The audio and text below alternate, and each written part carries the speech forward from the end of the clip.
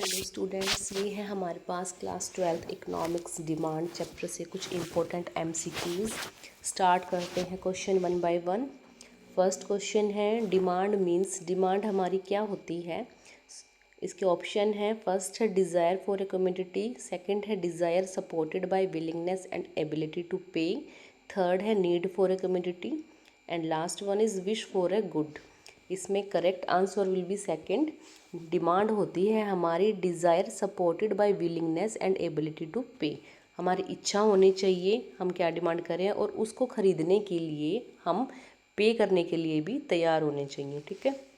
Second question है, the law of demand shows. जो law of demand है वो क्या शो करता है।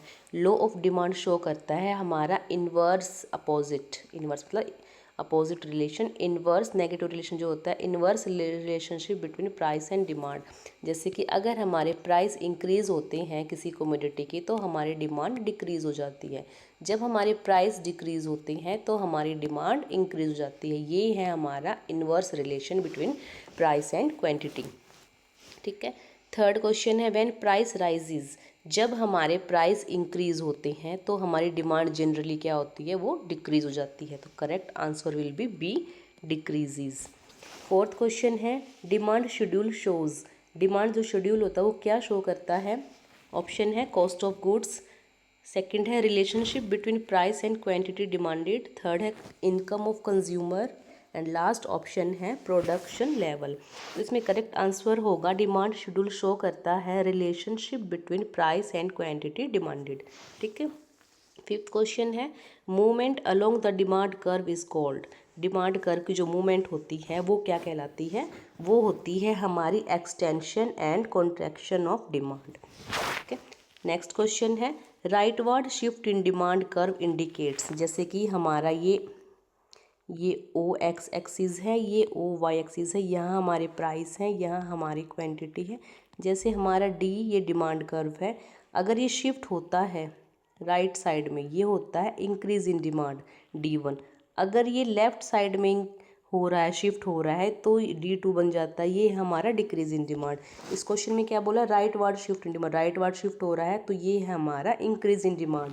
तो option B will be correct answer. ठीक है, increase in demand. Next question है, substitute good example. Substitute good example जो है क्या होगा, इसमें है टी एंड कॉफ़ी। सब्स्टिट्यूट क्या होता है, गुड्स प्रतिस्थापन वस्तुएं जिनको बोलते हैं कि एक की डिमांड, एक के प्राइस अगर इंक्रीज हो जाते हैं तो हम दूसरी जो चीज़ें हैं उस पर शिफ्ट हो जाते हैं। जैसे टी एंड कॉफ़ी है, अगर टी के प्राइस इंक्रीज हो जाते हैं तो हम धीरे धीरे क्या कर, कंज्यूमर क्या करेगा, कॉफ़ी पे शिफ्ट हो जाएगा, तो कॉफ़ी की डिमांड इंक्रीज हो जाएगी। ये होते हैं सब्स्टिट्यूशन गुड्स। तो एग्जाम्पल है इसका ए, टी एंड कॉफ़ी। जो कार एंड पेट्रोल है, ये कॉम्प्लीमेंट्री गुड्स हैं। जैसे कि कार और पेट्रोल, इनके प्राइस, इनका जो यूज़ साथ साथ होता है। कार के बिना पेट्रोल का कोई यूज़ नहीं है और पेट्रोल के बिना कार का कोई यूज़ नहीं है। तो इसका जो करेक्ट आंसर है वो answer A, tea and coffee. Next question हमारा, जैसे भी बात हुई थी कॉम्प्लीमेंट्री गुड्स, कॉम्प्लीमेंट्री गुड्स का एग्जाम्पल है option B, car and petrol. ठीक है। नेक्स्ट क्वेश्चन है, price elasticity of demand measures. जो प्राइस इलास्टिसिटी ऑफ डिमांड है वो क्या मेज़र करता है। फर्स्ट ऑप्शन है इनकम चेंज, नो। सेकंड है responsiveness of demand to price change. ये है correct answer, responsiveness of demand to price change. Price में चेंज होने से डिमांड में कितना चेंज होता है। 10th क्वेश्चन है, if elasticity is greater than 1 demand is elastic. जब ग्रेटर देन 1 इलास्टिसिटी होती है तो हमारी डिमांड क्या होती है, इलास्टिक। इसका कर्व बनता है हमारा जैसे कि ऐसे, ये हमारे ओ एक्स एक्सिस हैं, ये ओ वाई एक्सिस हैं। इसने बोला है ग्रेटर देन 1, तो जब हमारे प्राइस यहाँ जैसे कि 10 हैं, तो जब ये प्राइस 10 हैं तो हम कितनी क्वांटिटी डिमांड कर रहे हैं, 50 की। जब हमारे प्राइस है इंक्रीज़ होते हैं, जैसे कि यहाँ 40 आ जाते हैं, तो इसमें चेंज हमारा क्या हो जाता है, ये ज़्यादा डिक्रीज़ हो जाएगा, डिक्रीज़ होकर ये 10 हो जाता है। तो ये है हमारी जो प्राइस इलास्टिसिटी है वो हो जाती है हमारी ग्रेटर देन 1। ठीक है, प्राइस इलास्टिसिटी ऑफ डिमांड जो है ग्रेटर देन 1 है। ये इसका बनेगा curve, price elasticity of demand greater than 1। फिर है नेक्स्ट है 11th है परफेक्टली इलास्टिक डिमांड कर्व। जो परफेक्टली इलास्टिक डिमांड कर्व होता है वो होता है हॉरिजॉन्टल। इसका कर्व बनेगा, ये हमारे ओ एक्स एक्सिस हैं, ये ओ वाई एक्सिस हैं। इस पे हमारे प्राइस हैं, इस पे क्वांटिटी है। जैसे प्राइस हमारे 10 है, परफेक्टली इलास्टिक है, तो हमारी क्वांटिटी कितनी है 10, 20, 30। प्राइस हमारे फिक्स हैं 10, इस पे हमारी Q1 है 10, Q2 है हमारी 20, Q3 क्वांटिटी 3 है 30। तो ये जो है हमारी प्राइस इलास्टिसिटी ऑफ डिमांड है हमारी यहाँ, ये है हॉरिजॉन्टल, और ये क्या है perfectly elastic is equal to infinity. ठीक है। नेक्स्ट है हमारा परफेक्टली इनइलास्टिक। इनइलास्टिक होता है हमारा, जैसे ये बनाएंगे हम O X axis, O Y axis. Inelastic में हमारी बेलोचदार मांग होती है, क्वांटिटी हमारी फिक्स है, हमारी प्राइस इंक्रीज होते रहेंगे। जैसे कि ये 10 है, फिर इसी क्वांटिटी पे हमारे 20 हो गए, क्वांटिटी रहेगी सेम 30, प्राइस 10, 20, 30 इंक्रीज होते जा रही है, लेकिन क्वांटिटी हमारी फिक्स रहेगी 20 यूनिट्स। ठीक है, ये होता है हमारा वर्टिकल। ठीक है। 13 क्वेश्चन है income increases demand for. Income increase से डिमांड इंक्रीज होती है हमारी किस केस के गुड्स में? वो होती है हमारे नॉर्मल गुड्स के केस में। Correct answer will be B, normal goods.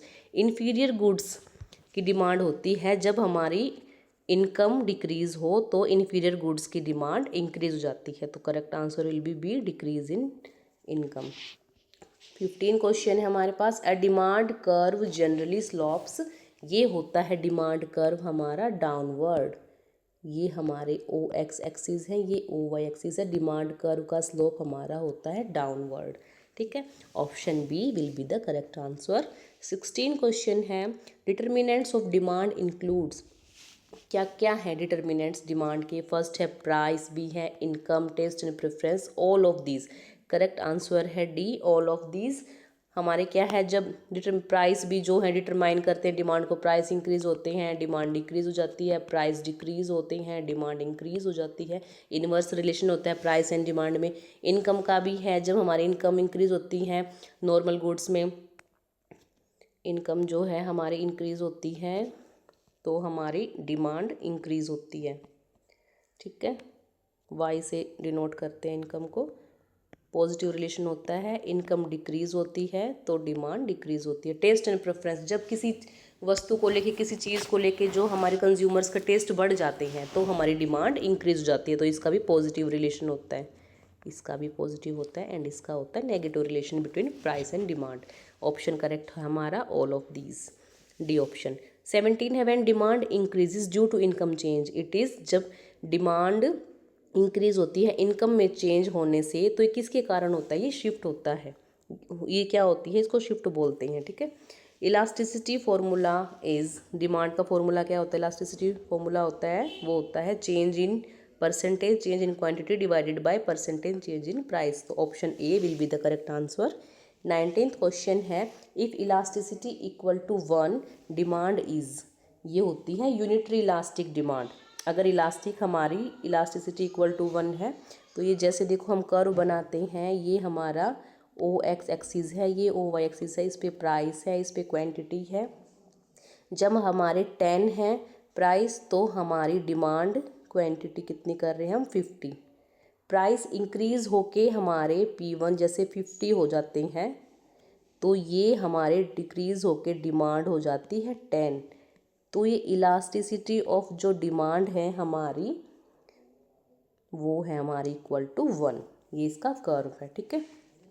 Last question है डिमांड कर्व शिफ्ट लेफ्ट हो रहा है डिमांड कर्व शिफ्ट, जब फर्स्ट क्वेश्चन में किया था, तो ये इसका मतलब होता है डिक्रीज इन डिमांड। अगर राइट वर्ड जा रहा है डिमांड कर्व, तो है इंक्रीज इन डिमांड। तो 20th का आंसर होगा बी, डिक्रीज इन डिमांड। ठीक है। Okay students, thanks for watching. If you like video, like, share and subscribe my channel. ऐसी इम्पोर्टेंट वीडियोस के लिए चैनल को फॉलो करें, वीडियो को लाइक करें एंड शेयर करें। Okay students, thanks for watching.